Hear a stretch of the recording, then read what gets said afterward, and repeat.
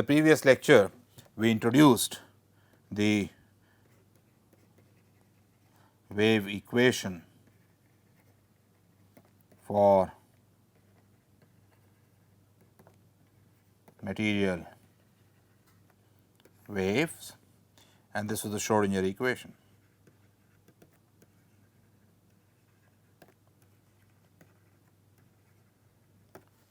Which is minus h cross square over 2 m. I am writing the 3-dimensional version, psi x y z plus v x y z psi x y z equals E psi x y z, and we saw that with the boundary conditions it gave us eigenfunctions. So, I am going to now put E n as a subscript, so that it indicates that there is a eigenfunction psi n corresponding to energy E n. In 1D, this equation was minus h cross square over 2 m d 2 psi over dx square plus v x psi x equals E psi x, and again I am going to put that n to denote that there is an eigenfunction which satisfies the boundary conditions for those eigenvalues E n. So, this is the equation, and we solved it for one-dimensional particle in a box problem and found the energy eigenvalues to be the same as those given by old quantum theory. The equation is to be solved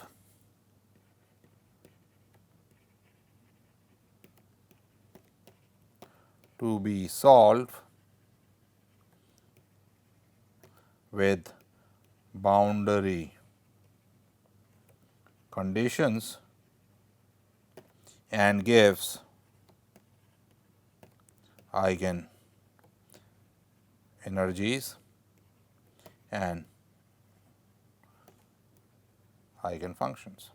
So, this is a completely new way of looking at the quantum problem. I am solving a wave equation, and through the eigenvalues and eigenenergies I am getting my answers, and we are yet to interpret psi.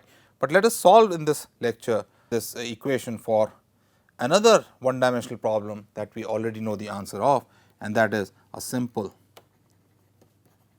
harmonic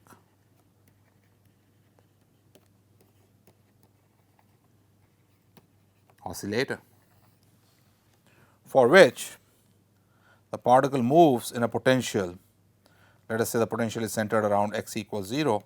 So, the potential that is given for the particle of mass m is 1/2 m omega square x square, and therefore, the wave equation or the Schrodinger's equation for this becomes minus h cross square over 2 m d 2 psi over dx square plus 1/2 m omega square x square psi x equals E psi x.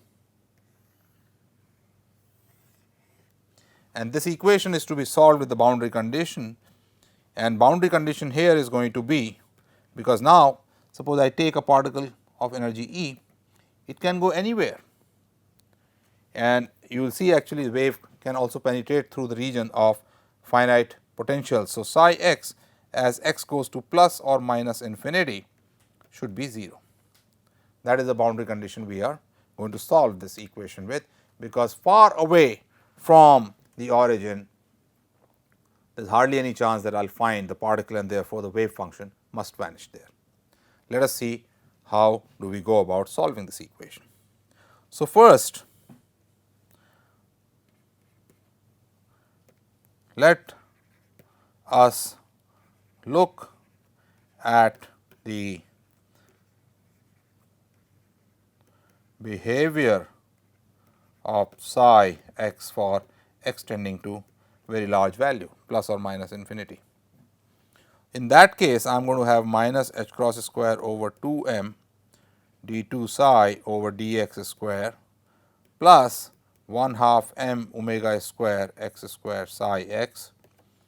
As x goes to plus or minus infinity, the term m omega square x square becomes very, very large, and d 2 psi by dx square can also become very large. So, E is going to be insignificant. So, I can approximately write this as 0.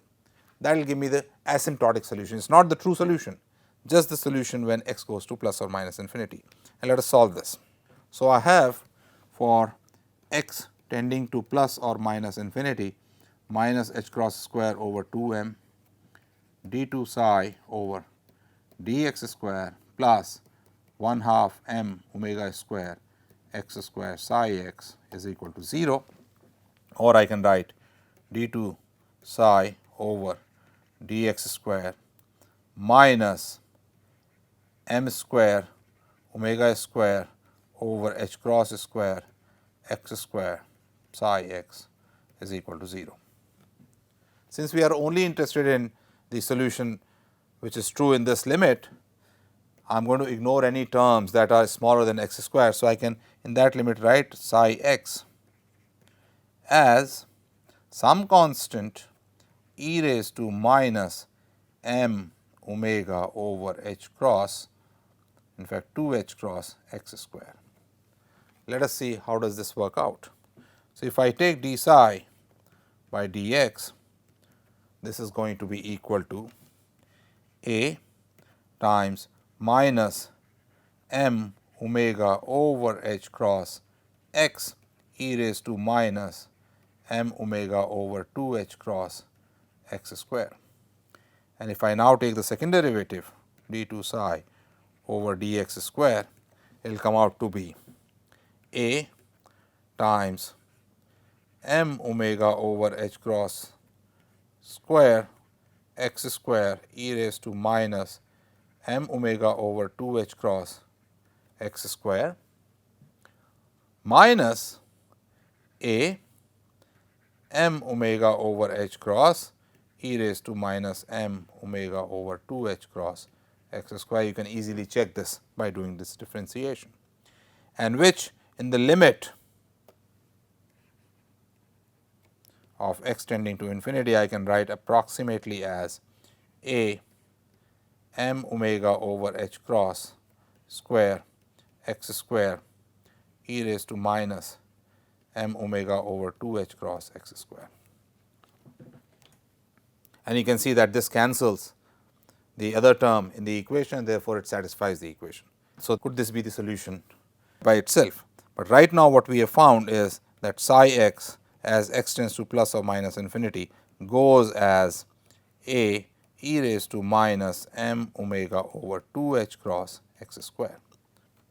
Let us now substitute this in the original equation, the true Schrodinger equation, and see what the answer comes out to be. So, if I put this in the original Schrodinger equation, which is minus h cross square over 2m, let me write psi double prime for d2 psi by tx square plus 1 half m omega square x square psi, where psi double prime is nothing but d2 psi by dx square.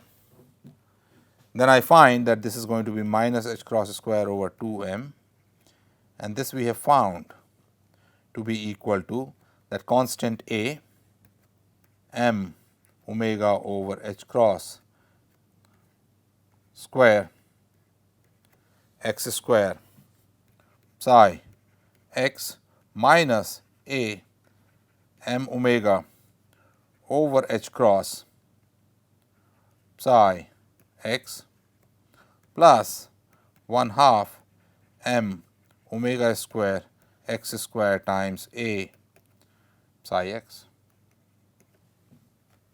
In fact, since I am writing psi, even this a should not be there. So, I can just cut this out. I can write that psi x is a e raised to minus m omega over 2 h cross x square. So, I get minus 1 half m omega square x square psi x plus h cross omega by 2 psi x plus 1 half m omega square x square psi x, and I cancel these two terms. So, I get h cross omega over 2 psi x. You notice therefore, that this wave function psi x equals some constant a e raised to minus m omega over 2 h cross x square goes to 0 as x tends to plus or minus infinity, and satisfies the equation that when I put it in this equation, it gives you a constant times psi x. So, what I have shown you is that in the Schrodinger equation, d2 psi by dx square plus 1 half m omega square x square psi x equals E psi x, the Schrodinger equation for a particle in a simple harmonic oscillator potential. If I take psi x to be a e raised to minus m omega over 2 h cross x square and substitute this in the equation. So, left hand side gives me h cross omega by 2 a e raised to minus m omega over 2 h cross x square. That means this itself psi x equals a e raised to minus m omega over 2 h cross x square is an eigenfunction, because it satisfies the boundary conditions with the eigenvalue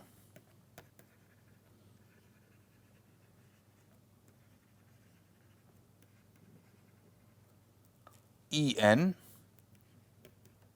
equals h cross omega by 2. Recall that the lowest energy in the Heisenberg's formulation of quantum mechanics was also h cross omega by 2. So, this represents the lowest energy eigenstate, lowest energy eigenfunction. And how does this function look? If you plot it, it is maximum in the middle and then goes down as e raised to minus x square. This is how it looks. So, this is psi x plotted against x. You can see that it has minimum number or largest possible wavelength, and therefore, it is really the lowest energy system. I mean, this is I am just telling you in a very qualitative way. What about other eigenstates? Now, that we can also generate by writing psi x as some f x e raised to minus m omega over 2 h cross x square, where f x should not increase faster than e raised to m omega over 2 h cross x square as x tends to plus or minus infinity. If it increases faster, then the wave function would not go to 0 as x goes to plus minus or infinity. So, f x should not increase faster. In fact, what I am going to do is take f x as a finite polynomial, some constant c n x raised to n, and see what happens. So, let us now first try f x equals x, so that the corresponding psi x is going to be some constant a x e raised to minus m omega over 2 h cross x square. Then the corresponding psi prime, which is d psi by dx, is equal to a e raised to minus m omega over 2 h cross x square minus a m omega over h cross x square e raised to minus m omega over 2 h cross x square. Let us take as double derivative. So, d 2 psi by dx square, which is psi double prime, is going to be equal to a m omega over h cross x with a minus sign e raised to minus m omega over 2 h cross x square. And when I differentiate the second term, that also gives me an x term, and therefore, this is going to become actually 3a m omega over h cross omega x minus this, and the next term is going to give me minus minus plus a m omega over h cross square x raised to 3 times e raised to minus m omega over 2 h cross x square. When I substitute all this in the Schrodinger equation, what I am going to get is as follows. So, the Schrodinger equation is minus h cross square over 2 m psi double prime plus 1 half m omega square x square psi equals E psi, and I am going to substitute this. So, I get minus h cross square over 2 m, inside I am going to get minus 3a m omega over h cross times x e raised to minus m omega over 2 h cross x square plus a m omega over h cross square x cubed e raised to minus m omega over 2 h cross x square plus 1 half m omega square x square times a x e raised to minus m omega over 2 h cross x square. If you look at it carefully, you will notice that this term cancels with this term when multiplied by minus h cross over 2 m, and what you get is equal to plus 3 h cross omega by 2 times x e raised to minus m omega over 2 h cross x square, which is nothing but 3 h cross omega by 2 times psi x. So, I again find a constant times the wave function, and this is also therefore an eigenvalue, and this is the corresponding wave function. How does it look? So, if I look at this potential, this new wave function is 0 at the origin, goes up and comes down. On the other side, it comes down and goes like this. This is x e raised to minus m omega over 2 h cross x square, and compared to the ground state wave function, which was looking like this, you can see that this has more wiggles, more turning, its lambda is shorter, so its kinetic energy is higher. So, it is higher energy. In fact, you can show that as you go to higher and higher energies, these are going to be wave functions with more and more wiggles. In general, therefore, I can write psi x equals some f x e raised to minus m omega over 2 h cross x square, and derive an equation for f x, which I will give in the assignment, and then write f x as some c n times x raised to n finite polynomial, and solve for c n's by matching the conditions on the two sides. And when you do that, what you find is these f's come out to be either even or odd. So, you derive an equation for f n and find f's to be either even or odd functions, and energies come out to be n plus 1 half h cross omega, which is exactly the same that we found in Heisenberg's formulation of quantum mechanics. So, this is another instance where the wave equation has given me the results already known. Delta E is h cross omega, but the answer that comes is through a very different approach by solving a wave equation with appropriate boundary conditions. Are the two approaches equivalent? Is Heisenberg's formulation the same as Schrodinger's formulation? It's just that it's two different ways of writing. This we will explore next week, but for the time being we have now found a fundamental equation known as the Schrodinger equation, which gives the same answers in the cases that we have solved as other theories.